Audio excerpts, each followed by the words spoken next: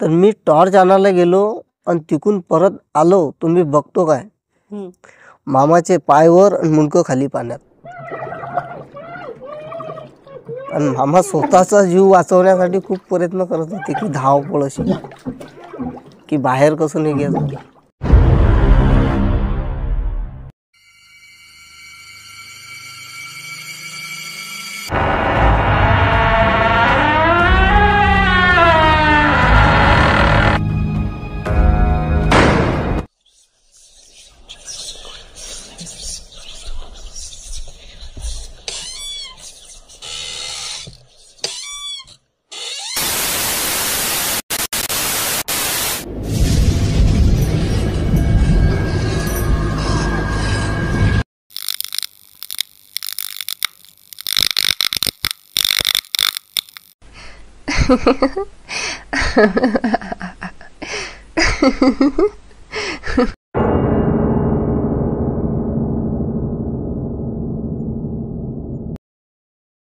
नमस्कार, मी सागर धवसकर आणि आज मी परत एकदा घेऊन आलेलो आहे एक नवीनच रोमांचक असा थरारक किस्सा.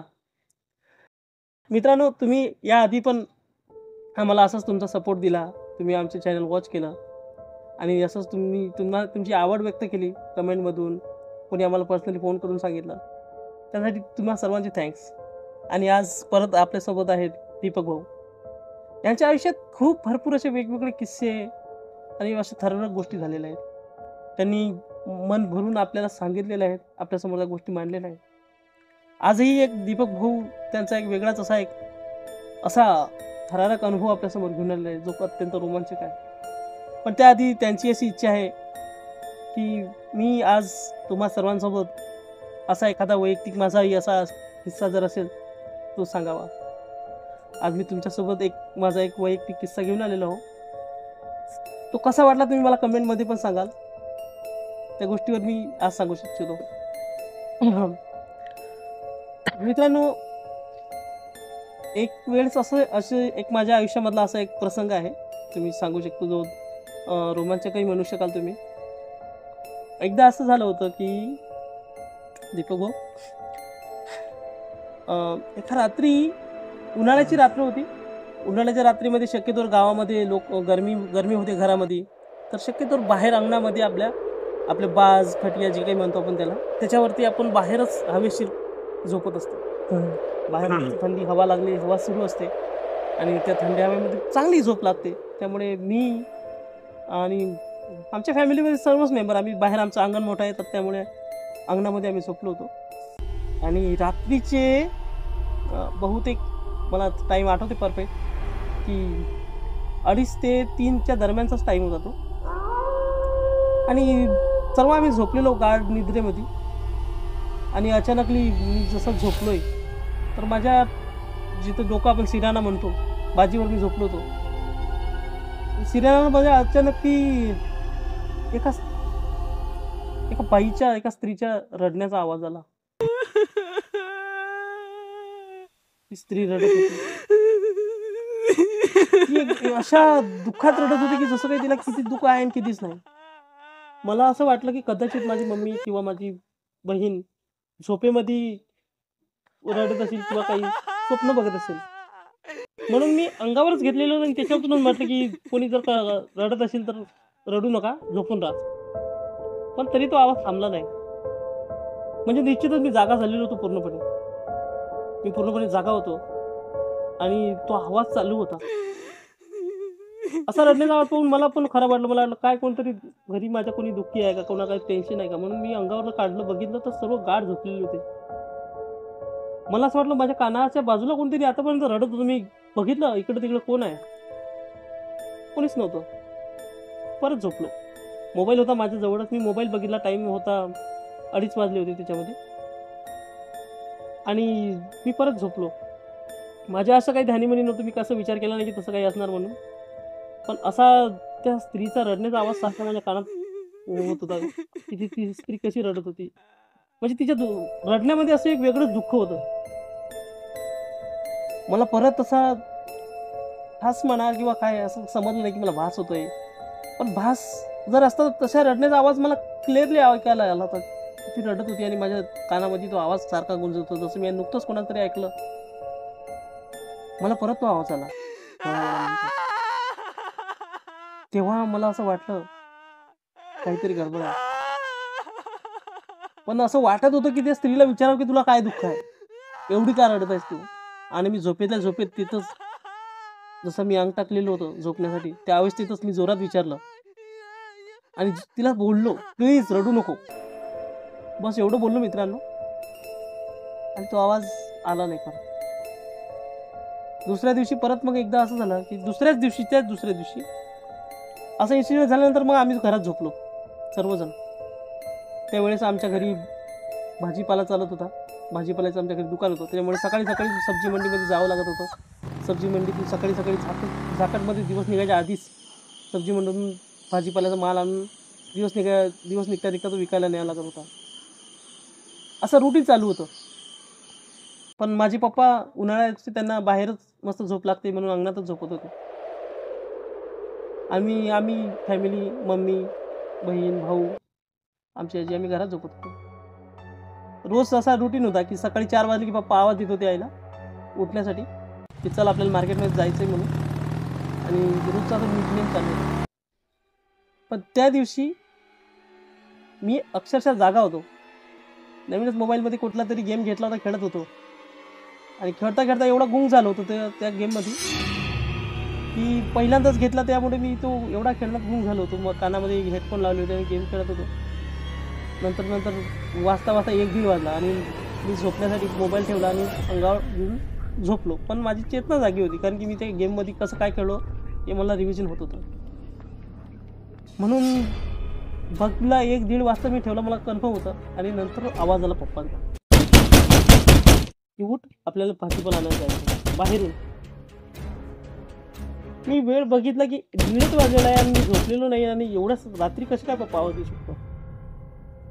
तो आवाज माझ्या आईला पण आला, आणि माझी आई आतल्या रूममधून बाहेर यायची तेव्हा मी आईला म्हटलं थांब, बाहेर आपण जे समजतो ते कोणीच नाही आहे.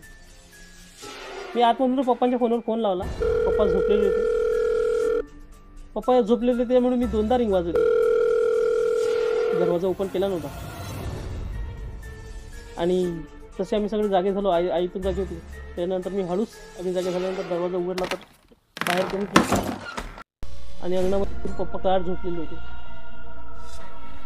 असा एक रोमांचक म्हणा का कसा म्हणा, हा एक किस्सा माझ्या आयुष्यात घडलेला आहे. आणि आज दीपक भाऊ आपल्याला त्यांच्या आयुष्यातील ज्यांच्यासोबत भरपूर किस्से असे घडलेले आहेत, त्यामधला ते आज आपल्याला एक किस्सा सांगणार आहेत. तर दीपक भाऊ. नमस्कार, माझं नाव दीपक.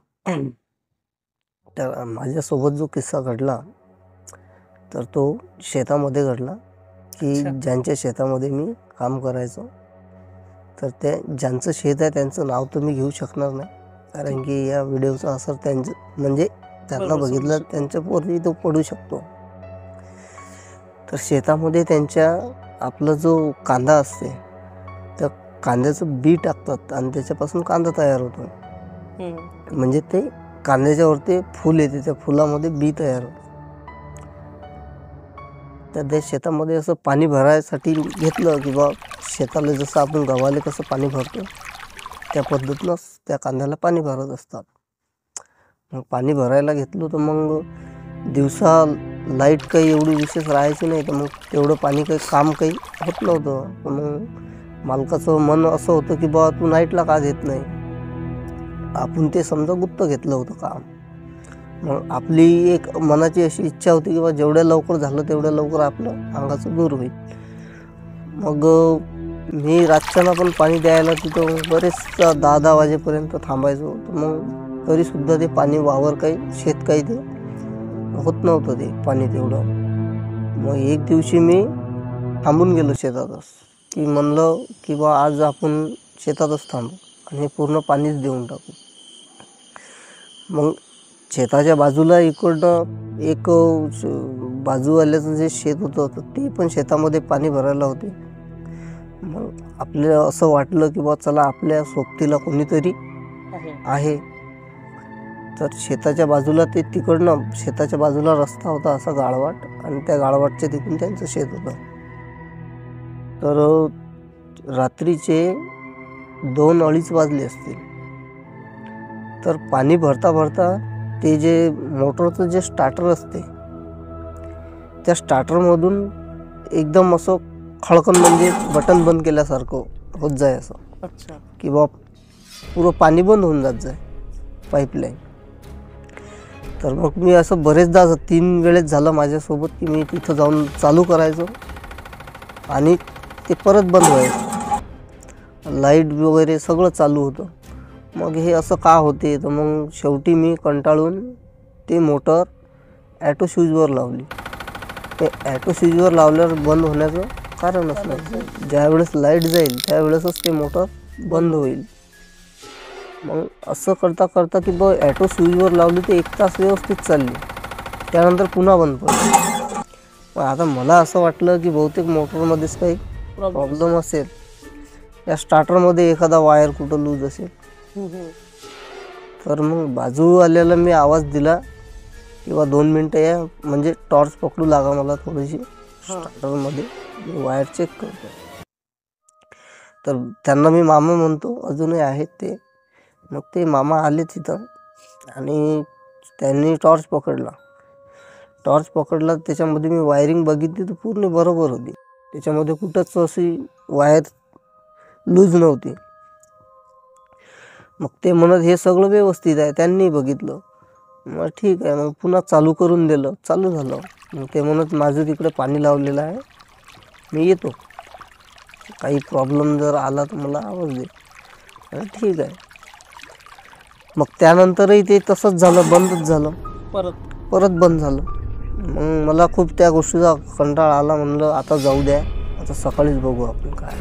आता रात्र झाली, घरी तर जाऊ शकत नाही आपण, मग तिथंच झोपायचं पर्याय. तर मग मला असं कंपाऊंडच्या काठाकाठाने, असं म्हणजे त्या धुऱ्याच्या काठाकाठाने मला असा लाईट दिसला टॉर्चसारखा. असं धुऱ्यामध्ये एवढी अडचण, काटे कचरं खूप असं, म्हणजे त्याच्यामध्ये असा टॉर्चसारखा मला असा उजेड दिसला. तर मी त्या माझा टॉर्च लावून त्या उजेडाकडे गेलो, किंवा त्या उजेडाकडे मी माझा टॉर्च घेऊन जसा गेलो, तो टॉर्च म्हणजे जो दिसत होता तो उजेड तो बंद झाला. तर बंद झाला तर मला असं वाटलं मांजर वगैरे असेल, कारण की मांजरचे पण डोळे चमकतात अंधारामध्ये. माझा टॉर्च बंद केला मोबाईलचा, तो पुन्हा चालू झाला. मोबाईलचा टॉर्च नाही, त्या जे धुऱ्याच्या काठाकाठाने जे असे काट्याचे झाडं होते, खूप अडचण होती, त्याच्यामध्ये दिसत होता लाईट दिसत होता. हां, नेमकं हे आहे काय म्हणजे लक्षात नव्हतं येत. मग मी माझा टॉर्च जर लावला तो बंद व्हायचा. अच्छा. आणि मी माझा बंद केला की तो चालू व्हायचा. मग म्हणजे ते माझ्या बाजूला असं 4 फुटाच्या अंतरावरती, मी 4 फूट असं त्याच्या समोर उभा. 4 फुटाच्या अंतरावर तुम्हाला दिसत होतं? हां. तर मग मी 2 पावलं असं समोर चाललो, तो उजेड माझ्यासोबत, प्रकाश सोबत चाललं. हां. आणि 2 पावलं असे मागं आलो तर तो उजेड पण माझ्या असा मागे झाला. तर तो कमीत कमी 100-150 फूट माझ्या सोबत आला असा. तर तिथं एक मोठं निंबाचं झाड आहे, त्या झाडापाशी आलो मी. मला खूप अशी भीती वाटली, पुरा अंगावर काटे आले. तर माझं जे झोपायचं जे होते सातऱ्या वगैरे मी ते उचलल्या आणि शेताच्या बाहेर गेलो. शेताच्या बाहेर रस्ता आहे, रोड आहे, त्या रोडवरती तिथं मी ते बिस्तरा टाकला आणि म्हटलं इथं झोपून घेऊ आपण. तर झोपलो मी, तर अशी कोणी अशी अंगावरती चादर धरून ओढली अशी एकदा पहिल्यांदा. तर मी दचकन उठून बसलो की चादर कोणी ओढली, आणि आजूबाजूला कोणीच नव्हतं. आणि ज्यांना मी मामा म्हणू ते एक वावर सोडून पलीकडच्या शेतामध्ये होते, ते पाणी भरत होते तिथं. त्यांना हे माहितीही नव्हतं की मी रोडवरती झोपायला गेलो, रोडच्या साईडला. तर मग मी पुन्हा म्हणलो तर मला एक कुत्रं दिसलं दूर, काळ्या रंगाचं. तर बहुतेक म्हणलं हे कुत्रं, या कुत्र्यानंच ओढलं असणार. तर मग पुन्हा घेतली मी चादर अशी अंगावर. तर ते पुन्हाही असं ओढलं अंगावरची चादर, नंतर दिसलं नाही. तर तरी मला असं मनी ध्यानी नव्हतं की असं काही असेल, पण मी पुन्हा असं अंगावर घेतलं तर मनात असा विचार आला की तसं तर नाही आहे काही. जसं आपण समजता विचार की कोण हां, काही तर नाही ना. तर मला खूप असं घाबरलो मी, आणि ते ओढायच्या आधीच मी माझ्या अंगावरचं काढलं बघण्यासाठी की नेमकं आहे तरी कोण. म्हणजे कोण मस्करी करते. हां, तर मला कोणीच दिसलं नाही. मग मी तिथून ते माझं आथरून गुंडाळून मी ते वानखळे मामाकडे गेलो. मग ते वानखळे मामा हसत होते की अरे काय झालं म्हणून, कसं आला, पाणी नाही दिलं. मी त्यांना सांगितलं असं असं झालं बा, शेतातही झालं, शेताच्या बाहेरही झालं. तर ते हसत होते, अरे तसं काही नाही, असं कशाला घाबरतो, इथं झोप म्हणून. मग नाल्याचं जे पाणी येत होतं तर ते पाणी एकदम कमी झालं की काय, तिथं असं कचरा वगैरे अटकला होता. बाजूला हॉटेल वगैरे आहेत, तर त्या हॉटेलचा कचरा येऊन सतत अटकतो. तर मग ते म्हणत तेवढा कचरा काढू आपण, चाल. तर मी त्यांना म्हणलं की ज्या जागेवरती तो कचरा अटकतो त्या जागेवरती खूप खतरनाक स्टोरी आहे त्याची, की तिथं तिथं काही काळ आधी तिथं ॲक्सिडेंट झाला आणि एक मुलगी आणि एक त्या मुलीची जी आई होती ते त्याच्यात पडून मेले होते, म्हणजे स्पॉटवर.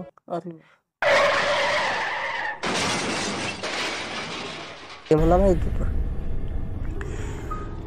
तर मग त्यांना मी नाही म्हणू की तुम्ही याच्यात उतरू नका, पाणी आज रात्री नाही झालं तर उद्या सकाळी होईल. तर ते म्हणत नाही, उद्या मला वेळ नाही, मला आजच पाणी द्यायचं, दुसरे काम आहे. मग म्हणलं ठीक आहे, तुम्ही उतरा. मग त्यांनी टॉर्च नव्हती आणली, तर ते म्हणत की झाडाला टॉर्च लटकलेली आहे, तू टॉर्च घेऊन ये, मी तोपर्यंत कचरा सफा करतो. मग आपण तिथं टीन वगैरे लावून ते पूर्ण व्यवस्थित करून घेऊ. मग ठीक आहे. तर मी टॉर्च आणायला गेलो आणि तिकून परत आलो, तुम्ही बघतो काय, मामाचे पायवर आणि मुंडकं खाली पाण्यात. आणि मामा स्वतःचा जीव वाचवण्यासाठी खूप प्रयत्न करत होते की धावपळ अशी की बाहेर कसं निघायचं. आणि नाल्याचा नाला जो होता तो कमीत कमी 8 ते 9 फूट खोल होता खाली, की म्हणजे जे आपण कॅनल म्हणतो. हां, आणि तो पूल होता, पुलाला लागलेलं समजा ते कचरा लटकत होतं पुलाच्या बाजूलाच. आणि कॅनॉल हे समजा किंवा 4-4.5 फूट खोल असणार, पण पूल खूप खोल असतो, जो पूल असतो ना तो खोल असतो. तर मग आता हातही कसा टाकणार अंदर की त्या मामाला काढण्यासाठी, एवढे खाली होते. मग मी थोडासा काठावर गेलो, एक पाय धरला, असं वडून बघितलं, वडलं नव्हतं जात. तर मग त्याच्या शेजारी एक बुडा म्हणून होता, एक आजोबा.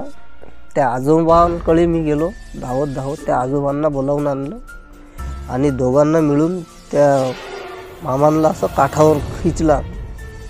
काठावर वडल्याच्या नंतर मग वानखळे मामा तर 1 तास तर बोललेच नाही, 1 तास बोलले नाही. थंडीचे दिवस, खूप थंडी वाजली. मग त्यांना ते लाकडं आणून शेक वगैरे केला. मग त्यांना सविस्तर असं विचारलं की बा नेमके तुम्ही असे सरळ होते की माझ्या देखत तर तुम्ही सरळ गेले, मग उलटे कसे काय झाले. तर अरे म्हणे मी स्पष्टपणे म्हणे त्या काठावर म्हणे बाई बघितली म्हणे कशी बसलेली, आणि फक्त असं विचारतोस की बा काय झालं एवढ्या रात्री कुठे, तर तशीच म्हणे मला अशी गपकणी दिली म्हणे पाण्यात. हो, काठावर, की म्हणे निघता नाही आहे म्हणे बाहेर, असं मुंडकं खुपसल्या झालं सारखं झालं म्हणजे गाळामध्ये. तर वानखळे मामा त्या दिवसपासून तर आजपर्यंत ते अजूनही शेतामध्ये आले नाही. आज त्यांचे मुलं येतात. अशी ही घटना होती, रिअल फॅक्ट. बघू शकता मित्रांनो, एक गोष्ट अशी बघून पण चांगली वाटली आज मला की दीपक भाऊंनी त्यांच्या आयुष्यात भले भरपूर गोष्टींना सामोरे गेले असतील, पण त्यांच्यामध्ये त्यांनी एका व्यक्तीचा जीव वाचवलेला आहे. असे आपले दीपक भाऊ आज त्यांनी आपल्याला एक असा मस्त त्यांच्या आयुष्यातील एकदम असा थरारक अनुभव सांगितलेला आहे. त्यांनी एक असं धाडसाचं कार्य केलं आहे, याच्याबद्दल मनात त्यांच्याविषयी आपुलकी पण आहे. तरी तुम्ही सर्वांनी अशीच आम्हाला सपोर्ट करत राहा. नवीन नवीन आम्ही तुमच्यासाठी असे थरारक अनुभव घेत राहू, आणत राहू, तुम्हाला दाखवत राहू. Thank you very much. Like करा, सबस्क्राईब करा आणि कमेंटमध्ये सांगा आम्हाला. Thank you.